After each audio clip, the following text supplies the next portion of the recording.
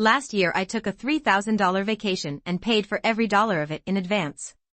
Here's the exact system I used. The sinking fund method. Divide total trip cost by months until departure. That's your monthly savings target. Open a separate savings account just for this trip. Build your real budget first.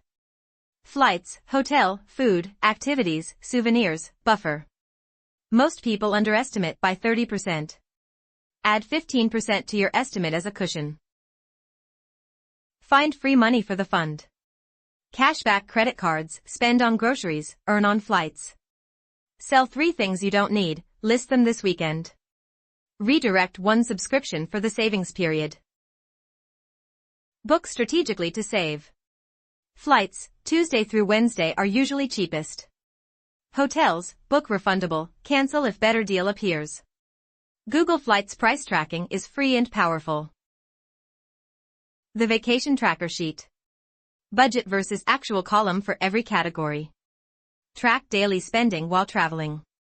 Know before you spend if you're on pace. Download our free vacation savings tracker printable, link in description. New tips Monday, Wednesday, Friday.